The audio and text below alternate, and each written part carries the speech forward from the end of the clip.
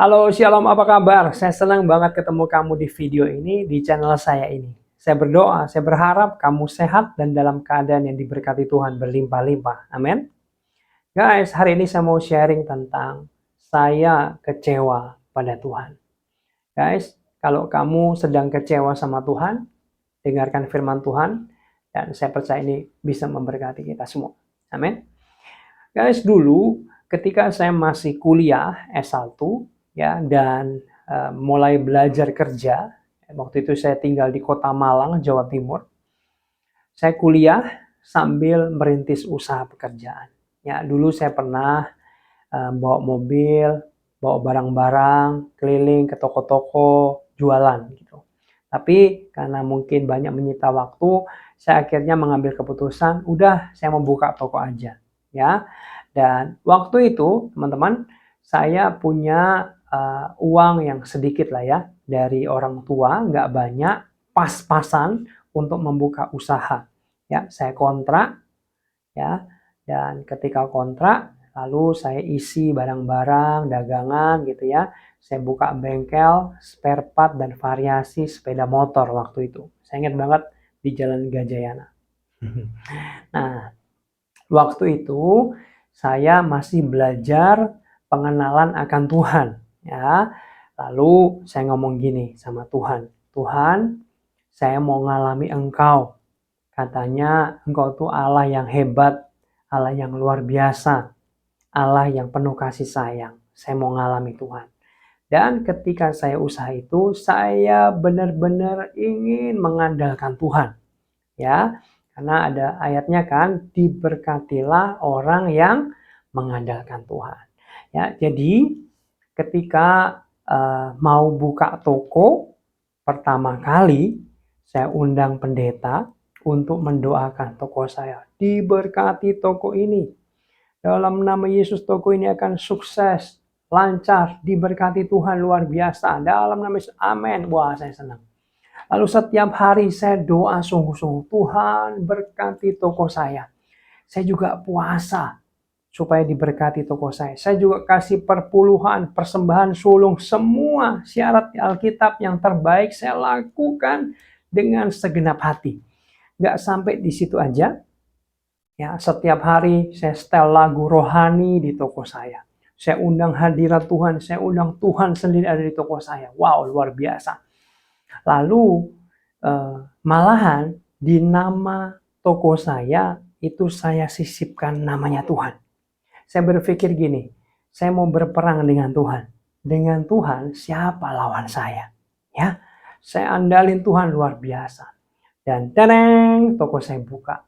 Ya, awal-awal buka saya suka cita, saya nyanyi-nyanyi, saya percaya saya diberkati Tuhan.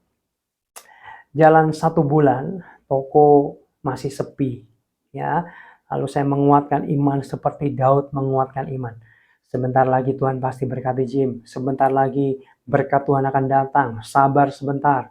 Saya nunggu lagi, saya doa terus ya. Bulan kedua belum ada perubahan, masih sepi. Tukang bengkel saya banyak pakai topi, tutup mata ketiduran. Banyak pengangguran ya. Perputaran uang agak seret, tapi masih sabar. Sebentar lagi Jim, pertolongan Tuhan akan datang. Saya menguatkan diri saya. Ya, lalu bulan ke-6 nggak ada perubahan. Dan yang luar biasa teman-teman, bulan ke-8 teman-teman. Dan apa yang terjadi? Mujizat Tuhan terjadi. Toko saya bangkrut. Ya, kamu nggak salah dengar, toko saya bangkrut. Saya tutup. Orang kalau bangkrut dalam usaha dagang seperti toko seperti itu, dia bukan hanya nol, tapi dia minus karena dia punya utang di sales. Jadi sales datang, naruh barang, nanti berapa bulan dia datang lagi nagih. Dan perputaran tidak baik. Saya punya banyak hutang kepada distributor. Saat itu saya down, dan yang paling hebat adalah saya kecewa sama Tuhan. Saya kecewa yang sangat dalam. Saya ngomong gini, Tuhan, Engkau itu di mana? Aku ini ngandelin Engkau loh, tapi Engkau nggak nyata. Mana firman-Mu yang berkata, ketika mengandalkan Tuhan, maka diberkati. Nggak jadi tuh, nggak ada apa-apa tuh. Malahan ketika saya mengandalkan Engkau, saya malah bangkrut. Tuhan, di mana Engkau? Kenapa Engkau membiarkan saya bangkrut dan saya punya hutang sekarang? Tuhan, katanya Engkau hebat. Mana? Teman-teman harus tahu bahwa saya itu percaya Tuhan ada. Saya bukan orang yang tidak percaya kepada Tuhan. Tuhan itu ada. Cuman yang saya jengkel waktu itu, saya kecewa waktu itu, saya marah kepada Tuhan waktu itu apa? Kenapa Tuhan ada, tapi nggak nolong ketika anaknya menderita? Ketika dalam penderitaan, kenapa Engkau diam aja Tuhan? Hari-hari itu saya nangis, saya kecewa. Tuhan, Engkau itu diandelin. Mana kuasamu? Engkau bohong-bohongan. Firman-Mu ini kayaknya bohong. Teman-teman, kamu bisa ngerasain kecewa saya waktu itu? Ya, saya cerita ini. Kecewa yang sangat dalam. Dan bukan hanya kecewa, tapi saya sempat marah sama Tuhan. Ini saya nggak ngada-ngada ya. Jangan diikuti juga. Ini nggak baik. Saya sempat tuding ke langit. Tuhan, saya nggak butuh Tuhan-Tuhanan. Saya nggak mau percaya Engkau lagi. Saya kecewa sama Tuhan. Saya nggak butuh Engkau. Sampai teman saya bilang, jangan berani seperti itu. Nanti bahaya, kamu bisa dikutuk Tuhan, dihukum Tuhan. Saya bilang, saya nggak peduli. Saya nggak butuh Tuhan-Tuhanan. Saya kecewa sama Tuhan. Saya marah teman-teman sama Tuhan. Lalu waktu itu juga saya nggak mau ke gereja. Saya benar-benar kecewa berat sama Tuhan. Ya. Lalu ketika kecewa saya, amarah saya mulai reda gitu ya. Tiba-tiba saya kangen ketemu teman-teman saya di gereja. Saya nggak kangen Tuhan ya. Waktu itu saya kangen teman-teman gereja. Lalu saya memutuskan ke gereja anak muda, gereja pemuda gitu ya. Saya datang tujuannya pengen ketemu, hey Jim, ketemu teman-teman. Ya, dulu akrab banget. Kamu ke gereja udah lama? Iya. Nah, setelah ngobrol-ngobrol kan ibadah mulai ya. Ibadah mulai, saya duduk, apaan sih nih gitu ya dalam hati. Kamu tahu teman-teman? Pendeta yang khotbah hari itu adalah pendeta tamu dari Jogja. Ya. Yang aneh adalah khotbahnya nggak menarik. Kenapa saya bilang gitu? Karena anak mudanya nggak ada yang dengerin dia khotbah. Ya, mereka pada ngobrol masing-masing. Aneh kan? Tapi dengar baik. Sepertinya Tuhan kirim pendeta itu untuk saya satu-satunya orang. Ketika dia khotbah dari pertama kata-katanya muncul diucapkan sampai terakhir, itu khotbah tentang saya. Sepertinya Tuhan membahas hidup saya yang saya alami. Saya nangis dalam sesi khotbah itu sampai teman saya, Jim, ngapain? Khotbahnya jelek. Tapi saya dijamah Tuhan. Seperti Tuhan kasih tahu, ya, oh gini, ya ampun. Saya nangis waktu itu saya bertobat. Saya minta ampun sama Tuhan. Tuhan, saya siapa sih kok kurang ajar sama Tuhan? Saya bertobat, saya minta ampun. Teman-teman dengar baik. Tiba-tiba Tuhan ngomong di dalam hati saya dengan suara yang menggema. Ini bukan audible telinga ya, bukan. Tapi suara di dalam hati. Suaranya ngomong gini. Kamu nggak lulus, nak. Hah? Nggak lulus apaan? Belakangan saya baru tahu ternyata kebangkrutan yang Tuhan izinkan itu adalah ujian dari Tuhan. Ketika saya tahu itu, saya langsung ngomong gini, ya ampun, ternyata itu ujian dari Tuhan toh. Dan saya nggak lulus, saya marah, saya kecewa, saya ngambek sama Tuhan. Ingat teman-teman, Allah kita itu Allah yang suka menguji. Amin. Abraham diuji, Ayub diuji, ya. Dan ketika Tuhan menguji saya nggak lulus. Saya menyesal. Tuhan, Tuhan, kenapa ya saya nggak lulus kemarin? Tuhan, Tuhan, boleh nggak ujian ulang? Uji lagi dong Tuhan. Tuhan, remedial dong. Yang sekolah zaman sekarang, kalau ujian nggak lulus, dia ada remedial, ya ujian ulang. Nah, boleh nggak Tuhan ujian ulang? Gitu ya kira-kira. Lalu beberapa waktu setelah itu, tiba-tiba orang tua saya telepon, Jim, kamu kemarin bangkrut ya? Iya, Mam. Nah, gini, kamu kan cowok, kamu harus mempersiapkan masa depan kamu. Ini Mami ada modal, kamu pakai ya. Tapi Jim, ini modal terakhir. Mami saya bukan orang kaya, teman-teman. Kalau kamu habis lagi modal ini, Mami nggak punya uang lagi. Selesai sudah. Oke, Mam. Thank you, Mam. Saya terima uangnya. Langsung saya angkat di hadapan Tuhan. Tuhan, ini ada duit modal lagi dari Mami yang kedua. Aku mau buka usaha toko lagi ya Tuhan. Tapi Tuhan, kalau aku bangkrut lagi, nggak apa-apa Tuhan, aku nggak akan marah. Aku siap bangkrut Tuhan. Serius saya ngomong gitu. Orang kalau mau berusaha siap sukses. Benar nggak? Kalau saya siap bangkrut. Tuhan, jadilah kehendak-Mu dengan uang ini. Lalu, singkat cerita, saya kontrak tempat yang baru. Ya, beda dengan yang tadi. Tempat yang baru. Waduh, saya nyanyi-nyanyi gitu ya. Saya mau pasang-pasang gitu ya.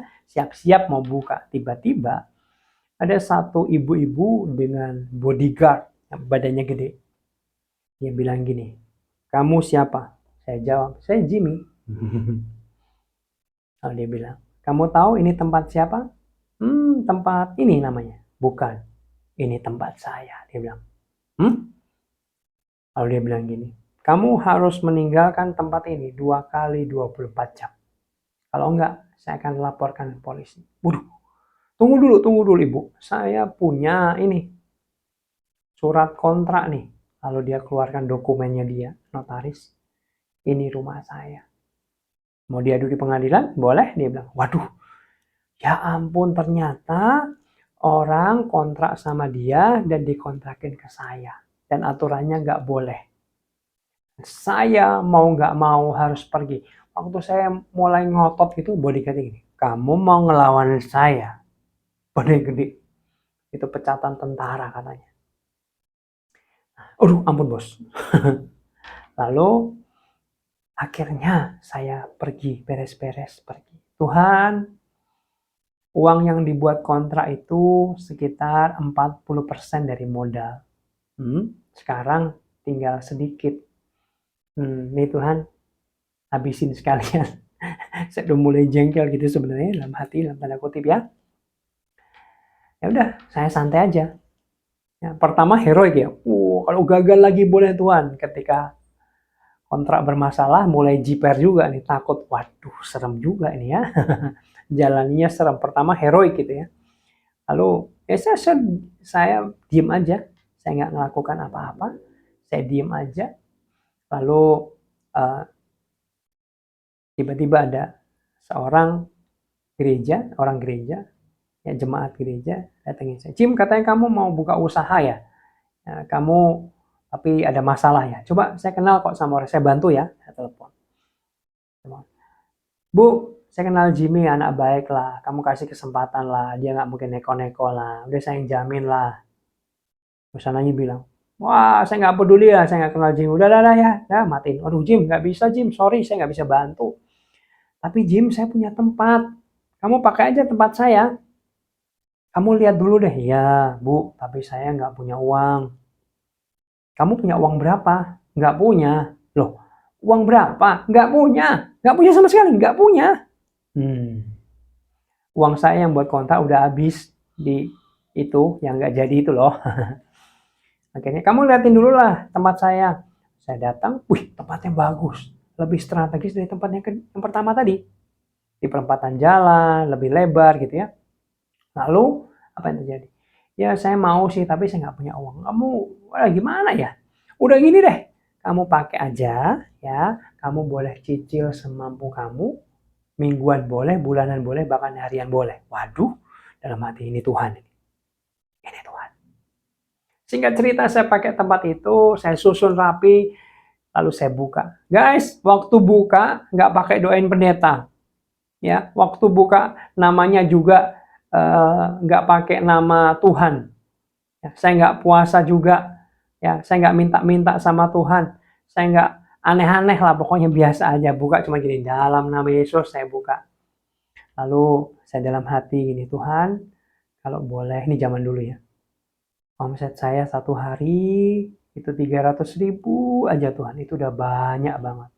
Itu udah lebih dari cukup. Amin. Gitu doang. Ya, doa dalam hati sederhana. Apa yang terjadi teman-teman? Buka pertama 1 bulan, 2 bulan, 3 bulan. Saya rekap penghasilan saya. Teman-teman tahu berapa omset saya? Omset saya per hari dalam waktu 3 bulan adalah 1,1 juta sampai 1,2 juta. 4 kali lipat dari yang saya minta dengan permintaan yang hanya sederhana saja. Sampai saya nangis, saya pembuka, saya angkat, Tuhan, ini kebanyakan.